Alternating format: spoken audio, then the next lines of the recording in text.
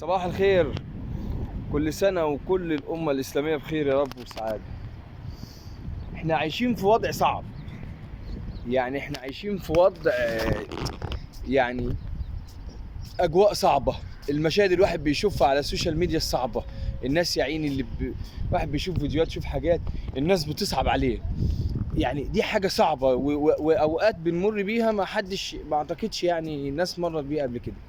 فكل نقدر نقوله إن يعني الوضع ربنا سبحانه وتعالى ليه حكمة في كده، يعني ليه حكمة ان الناس دي تعيش الوقت ده وتعيش الظروف دي، وندعو الله انه يفكها على الجميع.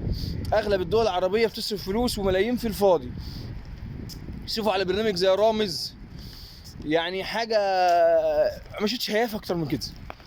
يعني الناس مثلا ممكن تتريق على حاجة ما بينهم وما بين بعض او صحاب او كده، يعني ما اعتقدش ان في هيافه اكتر من اللي بيعملوها في البرامج دي، وبتصرف ملايين الملايين في ظل ظروف اقتصاديه صعبه للدوله المصريه اللي هي من زمن الزمن دايما واقفه ومسانده جميع الدول العربيه، وكله عشان مصلحه.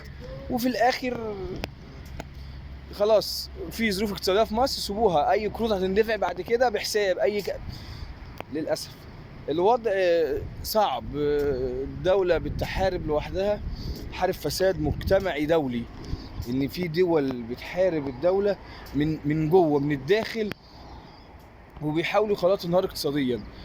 وده مش هيحصل يعني، لان ربنا سبحانه وتعالى حافظ البلد دي وحافظ اهلها والله العظيم. الناس التعبانين، مش الناس اللي معاها ملايين بتصرف ويطلعوا يستفزوا الناس على القنوات، كان عمرو اديب او غيره. الناس دي كلها متفاتة. الدولة دي لها شعب بيعاني، فيها حكومة مش مركزة شوية، فالله غالب يعني.